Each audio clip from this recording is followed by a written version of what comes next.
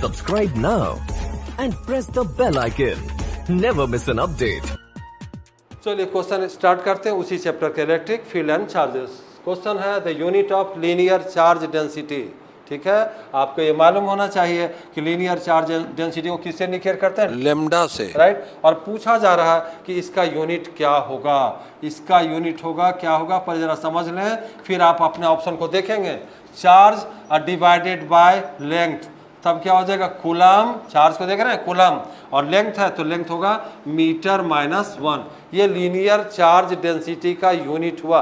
देखने से ऐसा लगता है कि डेंसिटी का इस्तेमाल किया गया तो पता नहीं मीटर क्यूब या कुछ और होगा, लेकिन ऐसा कुछ नहीं है। लीनियर चार्ज डेंसिटी का यूनिट क्या हो गया? Coulomb minus 1। क्लियर है ये? नेक्स्ट क्वेश्चन जो आपका था क्या है? The unit of surface charge density. फिर देखिए डेंसिटी से शब्द आ गया आपको कंफ्यूजन करने के लिए, और एक क्वेश्चन इससे प्राय पूछा जाता है। तो आपको पूछ रहा सरफेस चार्ज डेंसिटी क्या होगा, तो फिर वही बात आ गई। सरफेस चार्ज डेंसिटी क्या हो जाएगा? Charge divided by area.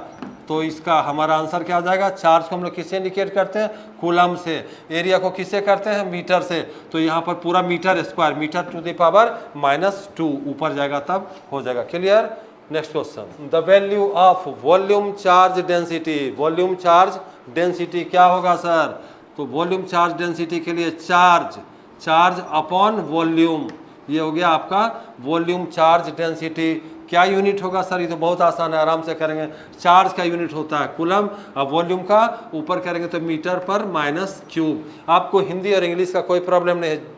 जो स्टूडेंट्स हिंदी मीडियम एग्जाम दे रहे हैं उनके लिए भी, चूंकि मैं समझा दे रहा हूं और समझाना इंग्लिश के टर्म को ही लेना पड़ता होता है, तो मैं ये रिक्वेस्ट करूंगा कि हिंदी मीडियम के जो बच्चे हैं वो थोड़ा भी घबराए नहीं, क्योंकि मेरा जो एक्सप्लेनेशन है वो इतना सिंपल है और स्पेसिफिक है, टू द पॉइंट है कि आपको कहीं दिक्कत नहीं आएगी। तो इसका आंसर क्या हो गया? Coulomb metre -3। आप ऑप्शन देख रहे हैं, जहाँ पे ऑप्शन वहाँ पे टिक कीजिए, इसको आंसर हो गया कूलम। नेक्स्ट क्वेश्चन लेते हैं। एक और क्वेश्चन जो मेमोरी पर बेस्ड है, आपके यादाश्त पर बेस्ड है।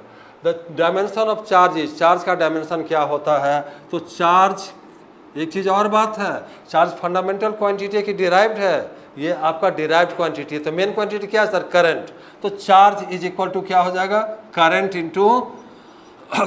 Into time. जरा सा एक चीज़ और याद कर दे सर, ये वाला याद तो नहीं रहेगा, लेकिन करंट आपको याद है क्लास 10 से ही, कि करंट इज इक्वल टू जो होता है वो क्या होता है? Charge upon time. Charge upon time.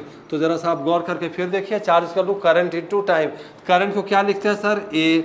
Time को क्या लिखते हैं? टी। तो ये हो गया आपका आंसर। लेकिन कभी कभी ए के जगह आई का भी इस्तेमाल पहले होता था, आप तो नहीं करते हैं, लेकिन अगर आपको आई यहाँ लिखा रहे तो आप घबराएंगे नहीं, तो आई टी देंगे इसके जगह। करेक्ट? तो ये हमारा क्वेश्चन क्लियर है एकदम, बहुत अच्छा से। नेक्स्ट क्वेश्चन, चलिए फिर क्वेश्चन का मजा लीजिए, समझना है और इजी वे में चलना है। ठीक है, क्वेश्चन पूछा जा रहा है S I unit of dipole moment is. Sir dipole moment, इसमें 2 क्वेश्चन बनते हैं, दोनों को ध्यान में देखेंगे। पहले हम लोग देखेंगे डायपोल मोमेंट का यूनिट क्या है जो पूछा जा रहा है। जरा सा गौर करके फार्मूला के एक बार हम दिमाग में ले आए।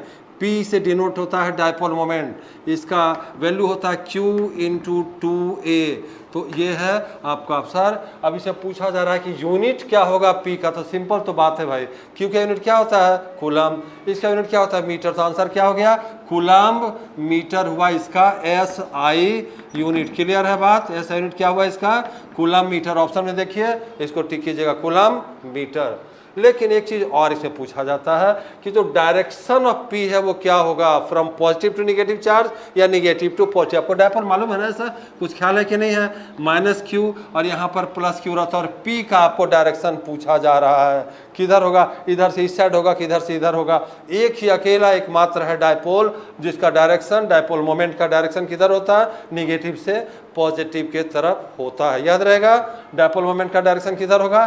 From negative charge to positive charge. ठीक है, नाम अगर दिया हुआ रहेगा तो नाम लेंगे, -Q to +Q। Okay, next question थोड़ा सा उलझा हुआ, थोड़ा सा आपको इसके अंदर क्या करना पड़ेगा? थोड़ा बात को एक लाइन, कभी कभी ऐसा नहीं कि सब सीधे याद रहे और टिक करेंगे, नहीं, कुछ में 1-2 लाइन आपको बनाना पड़ता है अगर याद नहीं है। तो देखिए क्वेश्चन पूछ रहा है dimension of epsilon not is, epsilon not का डायमेंशन क्या। किसी का भी डायमेंशन आपको जो डिराइव्ड है याद करने की बहुत ज़रूरत नहीं, अगर उसका सिंपल सा फार्मूला भी पता है तो उससे हम लोग डायमेंशन निकाल सकते हैं। जैसे इसको देखें कि हम कैसे इसको निकालते हैं, ठीक है। एफ का फार्मूला क्या, F is equal to Coulomb's law, याद होगा 1/4 pi epsilon nought into Q, अगर एक ही चार्ज था चार्ज, ठीक है, और डिवाइडेड बाय आर स्क्वायर। किसका कह रहा है डायमेंशन, एप्सिलॉन नॉट का।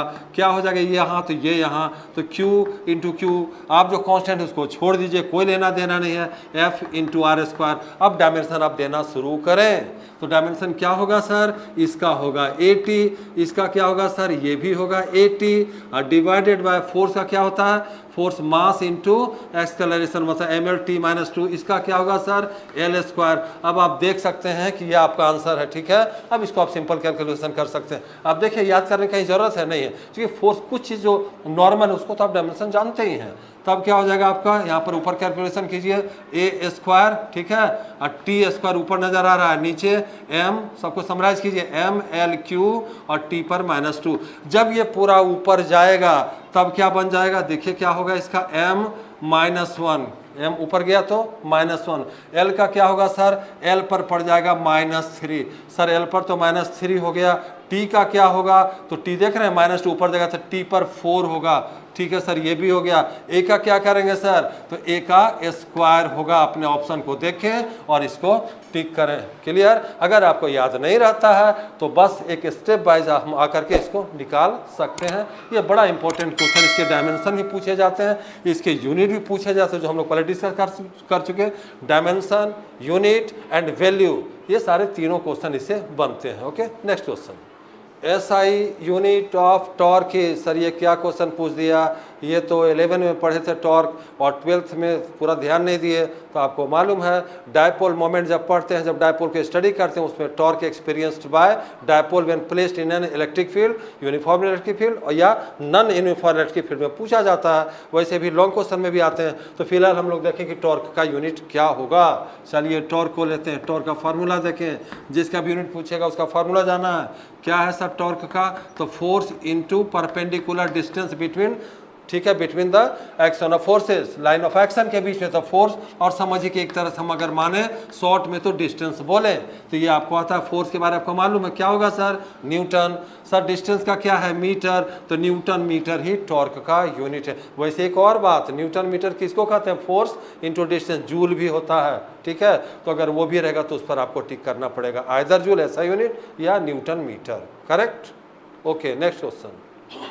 चलिए एक और खूबसूरत क्वेश्चन, थोड़ा कॉन्सेप्ट बेस्ड, थोड़ा दिमाग लगाएंगे तो हम इसका आंसर दे पाएंगे, याद करने की जरूरत नहीं है। सर पूछा जा रहा है SI unit of electric flux क्या होगा। इलेक्ट्रिक फ्लक्स मालूम है, फाई से डिनोट करते हैं, और जरा सा यहाँ दे देंगे E, तो इलेक्ट्रिक फ्लक्स हो गया। और फॉर्मूला क्या है सर, E इंटू ए, राइट। अब पूछ रहा है कि यूनिट क्या होगा, तो इलेक्ट्रिक फील्ड का तो आप यूनिट मालूम है, क्या होता है सर इलेक्ट्रिक फील्ड का यूनिट, तो न्यूटन पर कूलम, न्यूटन बाय कूलम, किसकी, इसकी। एरिया का क्या होता है सर, मीटर स्क्वायर, मतलब क्या हुआ, newton metre square coulomb -1 is the unit of electric flux. अगले क्वेश्चन के लिए नेक्स्ट वीडियो में Subscribe now and press the bell icon. Never miss an update.